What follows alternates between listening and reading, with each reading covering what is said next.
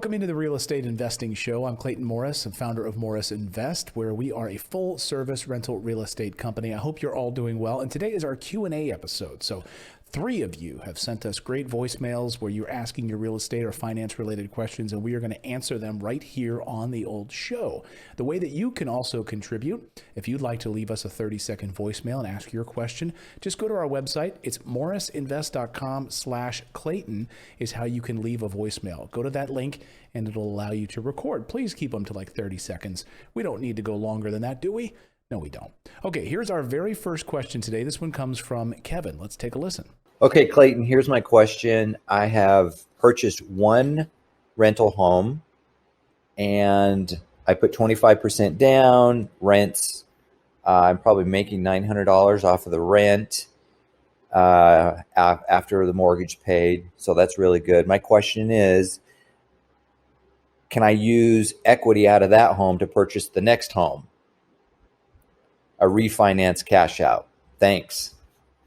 Thanks so much, Kevin, for the question. A great question. Obviously, there's a couple of questions I have for you. Number one, did you renovate this property? Have you added additional value to this property? Did you find an ugly duckling property and do buy the BRRRR method, BRRR, which is buy, renovate, rent, refinance, rinse, repeat, basically. We have full videos on our right here on the channel all about the BRRRR method. Also right on our website at Morris Invest, you can learn more about the BRRRR method.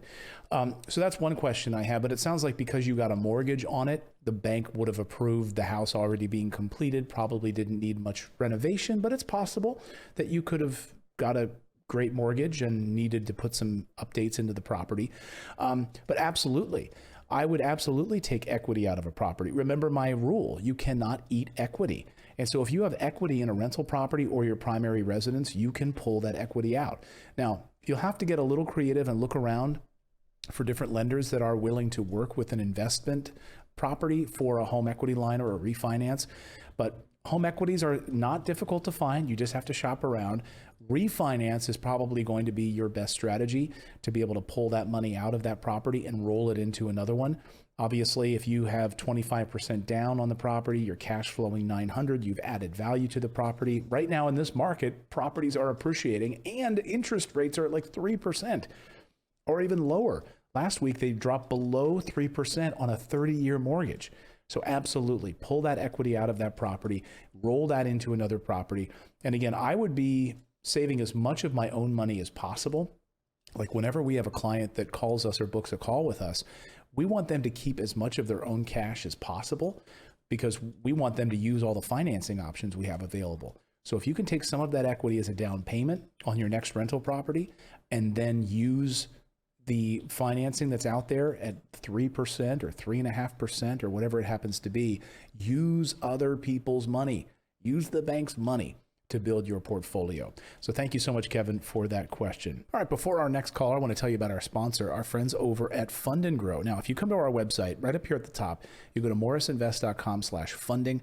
You click on that funding tab at the top, and you'll learn about how you can get 0% interest funding for your rental properties.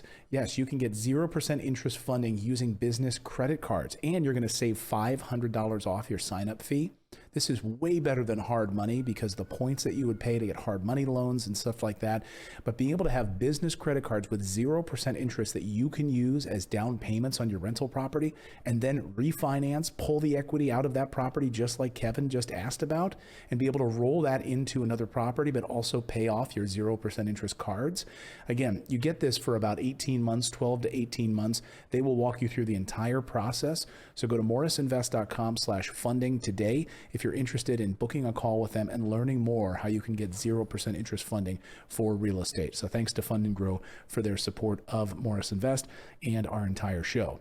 All right, our next question now comes from Maya. Maya, take it away. Hi, Clayton. This is Maya. I had a question around utilizing credit to do a buy and hold deal. And I wanted to know first how to maximize your credit limits and how you were able to do that. And also, is it valuable to do that for a buy and hold deal? And how can you use that to your advantage?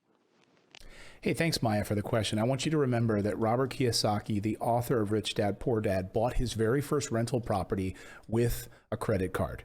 Now, it is simply just another financial tool in your tool belt. So when I hear people say that, oh, you can't use a credit card to buy rental property, yeah, you can. Yes, you can, especially if you have a great team behind you. Now, I just mentioned Fund and Grow, right? If you go to our website at morrisinvest.com/funding, you can learn more about what they do, and you'll save $500 off your fee, your sign up fee with them if you use our link to go through our website. They're fantastic. But I don't negotiate with the bank to get a higher credit limit. They do. So they'll set you up with business credit cards at 0% interest. It's brilliant. Now, the first round of funding that they got me was $175,000 to $180,000 with 0% interest. Now, that interest was good for about a year, I think 12 to 18 months. So if you're using that for a down payment on a rental property, now, just like Kevin mentioned, being able to pull that equity out of the property, you could pull that equity out of the property, pay off that credit card amount, and do it again, rinse and repeat. And now you have access to this 0% interest credit line that Fund and Grow is able to redo for you every year. So you can continue to roll that. If you have that debt, roll it onto another 0%. Then the next round of funding that I did with them was I got $90,000. So the first was like $180,000, then $90,000. So they handled all of that for me. I didn't do any of that. But if you're not going to work with them, that's great too. If you want to do something on your own with your credit cards, one of the things you need to do is just get on the phone with your banks and talk to them about increasing your limits. But you want to make sure you're getting 0% interest. And that's the beauty of working with them, because they'll get business credit cards set up for you. And they're going to get way higher rates than they would get if you tried to do this on your own. That is absolutely the case. Where you might be able to get $5,000 or $9,000, they'll be able to get you $25,000, $30,000 per card. And when you've got 5 cards, then you can use all of that cash to buy rental properties. So you need to be smart with it, and you need to be diligent with it. But again, this is just another financial tool that you can use. You don't have to be scared about it. You have to be smart with it, just like getting a mortgage, just like getting a hard money loan. Now, I would say that I think the benefits of using this strategy are way better than a hard money loan. I've done hard money in the past, okay? And you're going to pay points, closing costs, points, and using this other credit card strategy, you're not paying those points. Yes, there is a sign-up fee for them, but it's not much. It's way cheaper than hard money. So that's why I'm such a big fan of them. But you can also work to improve your overall credit score. And that's another thing that they do. They have a partnership with KDM Credit. So when you work with them, they will actually get your credit score improved before they will ever even get you financing. They'll improve it so you can get the maximum amount. I had a 580 credit score a number of years ago because I had a foreclosure that I had to deal with back when I was just starting out. And I had to get creative with the type of financing I did. And I worked very hard to pay down my debt, to fix my credit score. You know, you're able to, we have a whole episode, if you want to listen to the podcast, we have a whole episode that we did on repairing your credit. So if you have some issues with your credit, please listen to that episode. I think we've got Wayne, the credit guy. He's a great credit repair expert that we had on the show. So please go and listen to that episode. But Maya, don't be scared of credit cards. Just don't be stupid with it, okay?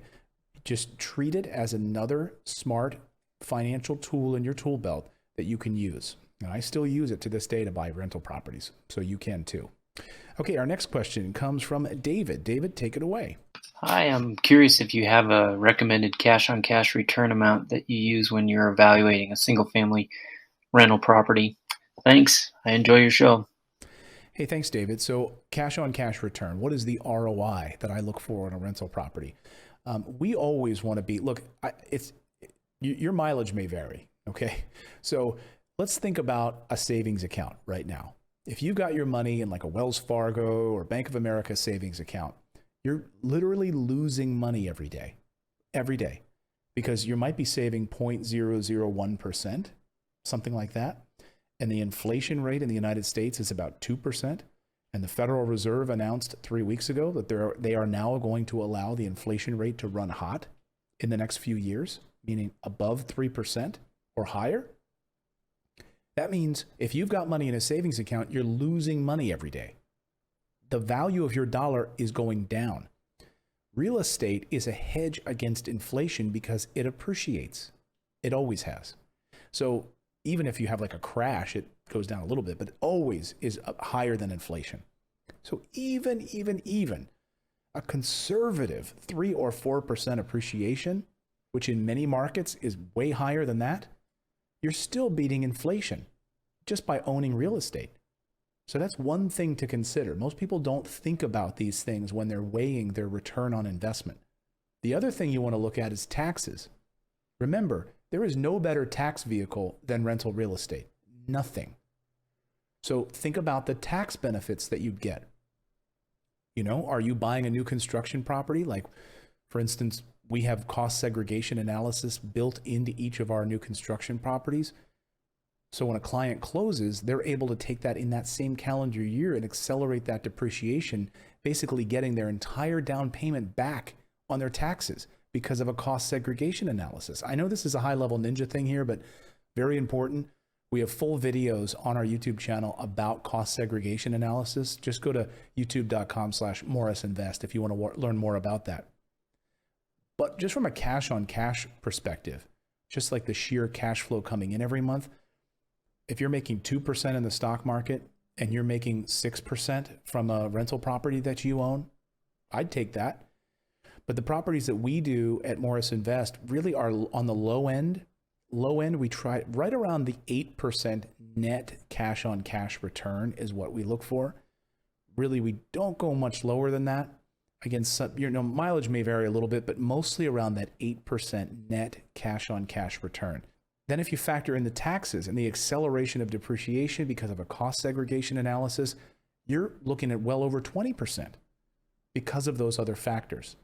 So again, David, I think, your mileage may vary, but as long as you're getting a good return that's beating inflation, beating the stock market, and is providing you that tax haven, go for it. 6, 7, 8%, still better than 2% or almost negative interest rates by putting your money in the savings account.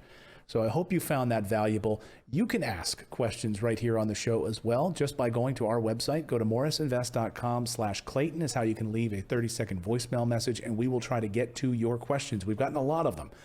So we've got a lot coming in. We will try to answer them as quickly as we can right here on the show. And if you're ready to take the plunge into rental real estate, come on over to our website.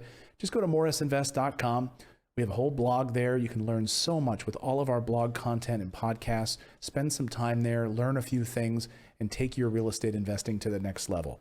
Now go out there, take action, become a real estate investor. I believe it's the #1 way to build wealth. We'll see you next time, everyone.